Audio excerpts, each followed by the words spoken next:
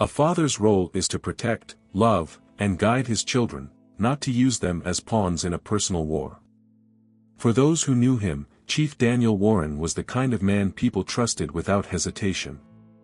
He wore his badge with pride, raised his right hand in sworn duty to uphold the law, and spent over 2 decades building a reputation as a firm yet fair leader. Citizens of Willow Creek, a quiet town nestled in the Midwest, believed he was a man of unwavering principle.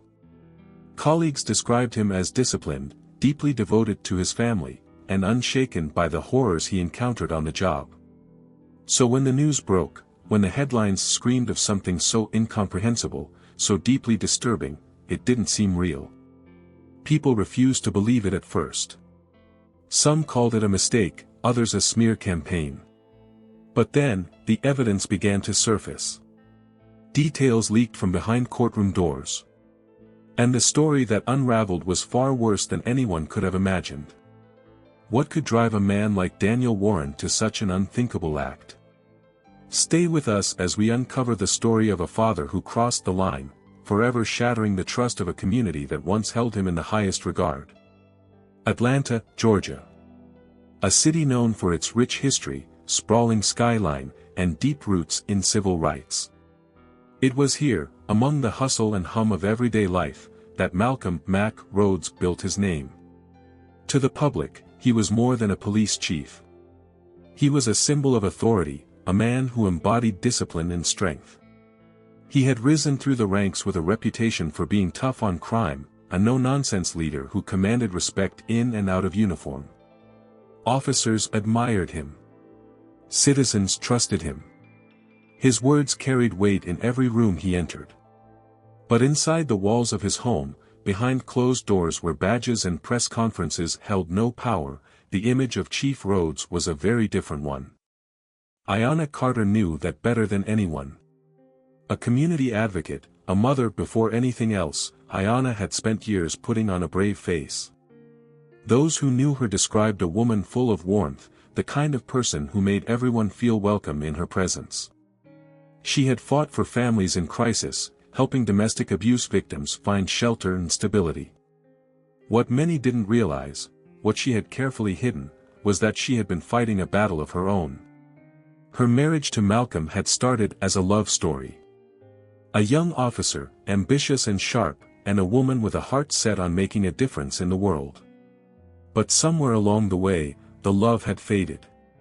In its place, there were accusations. There was control. There was fear. By the time she left him, their marriage was long past saving. The divorce had been bitter. Malcolm did not take kindly to losing control, especially when it came to his children. Jamari, just 7 years old, and Talia, 10, 2 bright, promising kids who adored their mother. To Ayanna, their safety came before anything else. So when she won primary custody, she felt a momentary sense of relief. It didn't last. The custody arrangement allowed Malcolm weekend visits. At first, they were uneventful, silent exchanges in parking lots, clipped conversations, and forced politeness for the sake of the children. But Ayanna had always trusted her instincts, and lately, something felt off. Then came October 17, 2023. At 7:30 p.m. Ayanna had picked the kids up from their father's house just an hour earlier.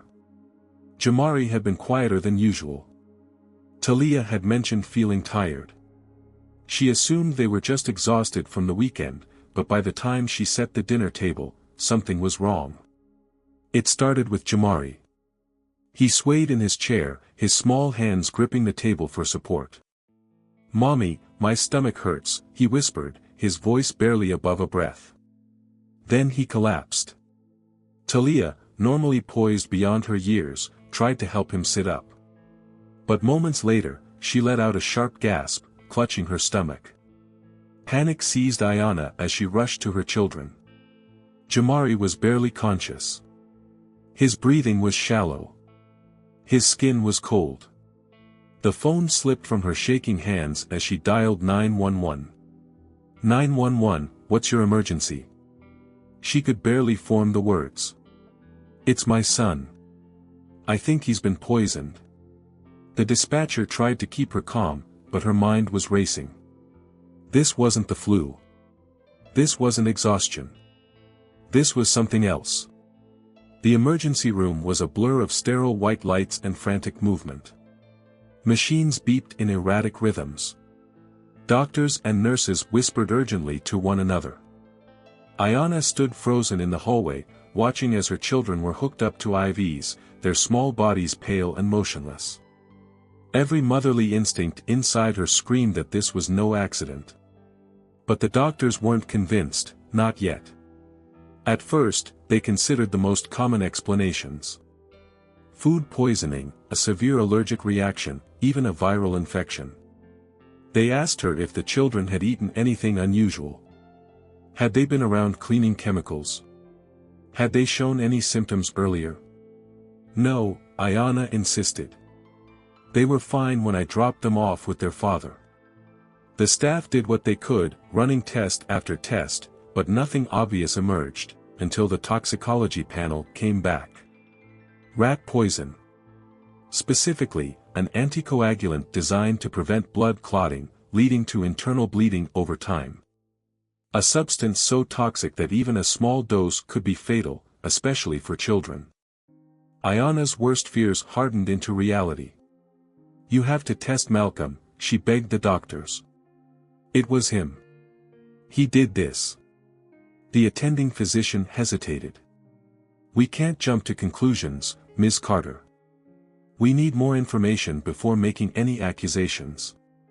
More information. More time. Time that her children didn't have.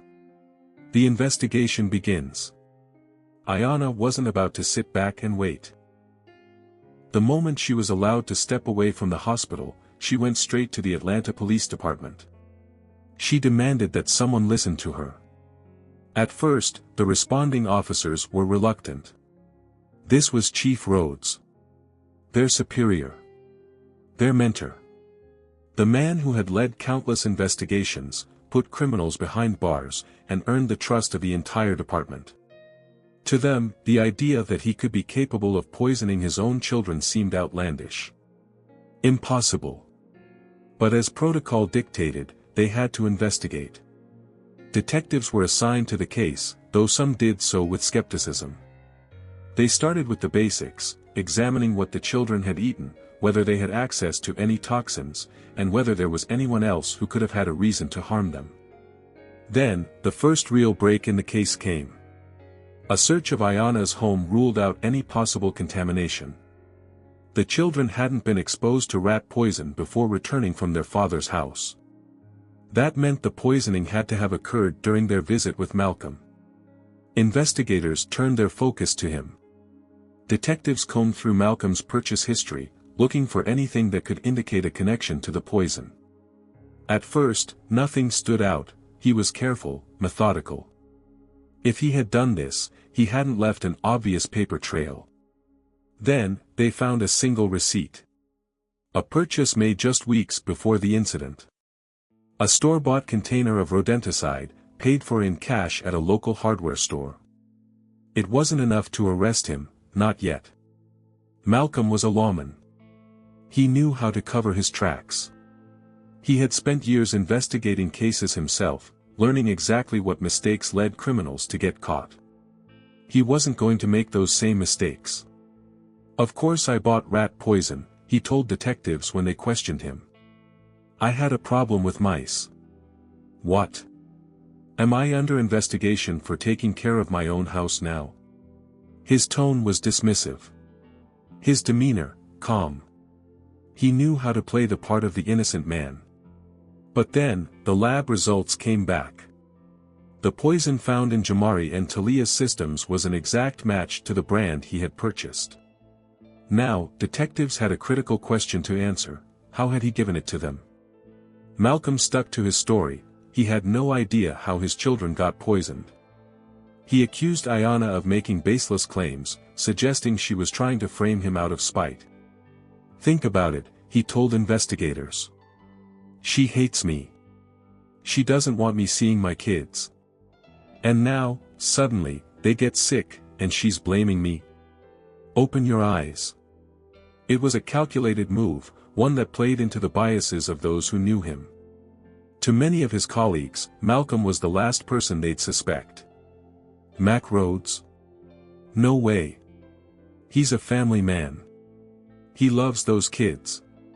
But love didn't explain the poison in their systems. Love didn't explain the receipt. Detectives dug deeper, searching for anything that could explain how the poison had been administered. Then, another clue surfaced. A half-empty bottle of fruit juice found in Malcolm's home, something the children had likely drunk during their visit. Investigators sent it to the lab. When the results came back, there was no longer room for doubt. Traces of the same poison were found inside the bottle. The pieces of the puzzle were falling into place. Malcolm had done this. The only question left was why. The case against Malcolm Mack Rhodes was closing in. The poison found in Jamari and Talia's systems matched the brand he purchased. A bottle of fruit juice, laced with the same deadly substance, was recovered from his home. Yet, despite the mounting evidence, Malcolm held firm. "You're making a mistake," he told detectives. "You think I'd hurt my own kids? This is a setup." But investigators weren't buying it. They needed the final, irrefutable piece, the evidence that would remove all doubt. Detectives went back to Malcolm's digital footprint, combing through his search history, emails, and text messages. Then, they found it. A Google search, buried in his phone's browser history, made weeks before the poisoning. "How long does rat poison take to kill?" And another. "How to mix poison without taste." That was damning enough, but there was more. Text messages exchanged with an unknown contact suggested he had been discussing something sinister. Unknown contact, so it works slow. No smell. Malcolm, yeah.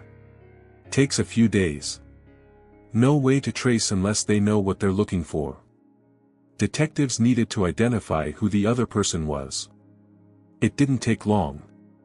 The number was traced back to a woman Malcolm had been seeing, Tasha Green, a bartender from the south side of Atlanta. She was brought in for questioning, and what she revealed cracked the case wide open. Tasha sat in the interrogation room, nervously twisting a bracelet around her wrist. When detectives laid out the evidence, the text messages, the receipts, the toxicology report, she broke down. "I didn't know what he was planning," she insisted. "He told me he needed to get rid of a rat problem. That's all. I swear." "Did he ever mention his kids?" one detective pressed. She hesitated. Then, her voice dropped to a whisper. "He said they were in the way." Her statement painted a horrifying picture. Malcolm hadn't just wanted to harm Ayanna. He saw his own children as obstacles. But the final blow came when detectives obtained surveillance footage from a nearby gas station. It showed Malcolm, just 2 hours before picking up the kids that weekend, purchasing a large bottle of fruit juice. The same brand later found in his house. Investigators now had enough. On the morning of November 5, 2023, a SWAT team arrived at Malcolm Rhodes' home. By then, he knew what was coming. When officers knocked, he didn't resist. He stepped out onto the porch, still dressed in his department-issued polo shirt, and held out his wrists. "This is a mistake," he muttered as they placed him in handcuffs. Inside, officers conducted one final search. They found a hidden stash of rat poison in a toolbox in his garage. Prosecutors now had everything they needed. A purchase history of the poison. A contaminated juice bottle. A search history detailing exactly how to use it. Text messages suggesting premeditation. A witness confirming his disturbing mindset. Surveillance footage linking him to the crime. Malcolm never confessed. He refused a plea deal, maintaining his innocence even as the evidence overwhelmingly proved otherwise. But when the trial began, the jury wouldn't need long to decide. The trial of Malcolm Mack Rhodes began on March 4, 2024, drawing intense media attention. Every detail of the case, from the poison juice to the damning search history, was laid bare before the jury. The prosecution painted Malcolm as a man so consumed by control and resentment that he saw his own children as expendable.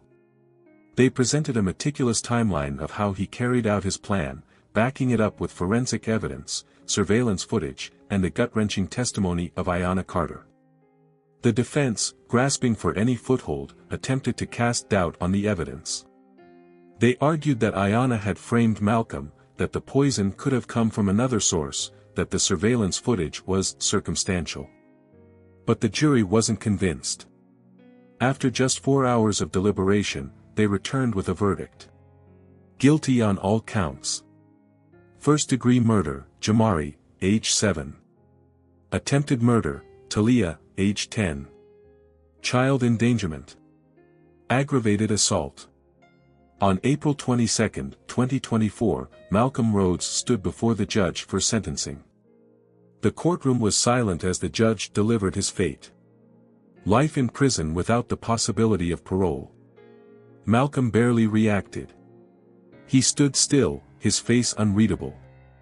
A once powerful police chief, now a convicted murderer, shackled and surrounded by the very officers he once commanded. The role of fatherhood, a deep betrayal. The case ignited a nationwide conversation about the responsibility of fatherhood. A father is meant to be a protector, a guide, a source of love and security. Malcolm had once taken an oath to serve and protect others, but in the end, he couldn't even protect his own children from himself.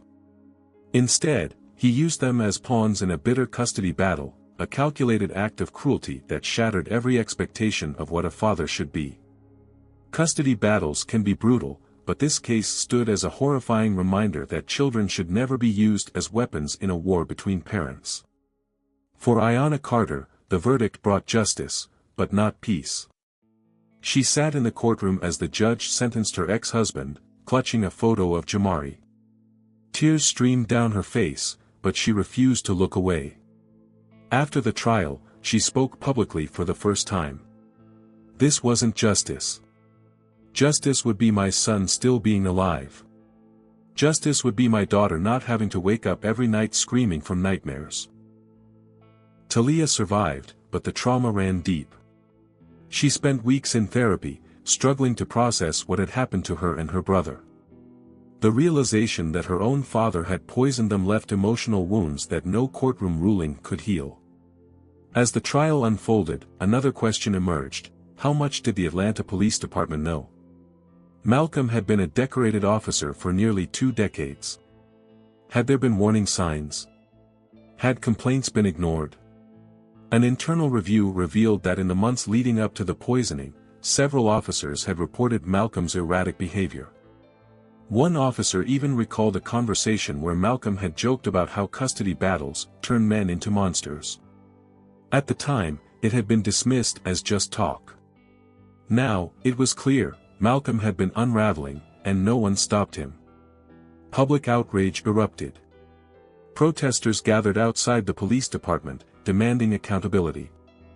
The city of Atlanta announced a review of its policies regarding officers in domestic disputes. But no policy change could undo what had already been done. Even with Malcolm behind bars, unanswered questions haunted the case. Did he act alone? His text messages suggested that Tasha Green, his girlfriend, knew more than she admitted. She was never charged, but many wondered, was she a co-conspirator? Or just another pawn in his twisted game? Were there warning signs that people ignored? Malcolm had always been seen as calm, professional, and in control, until he wasn't. Those close to him later admitted that, in hindsight, there were small cracks in his perfect image. Moments of rage. Cold, detached comments.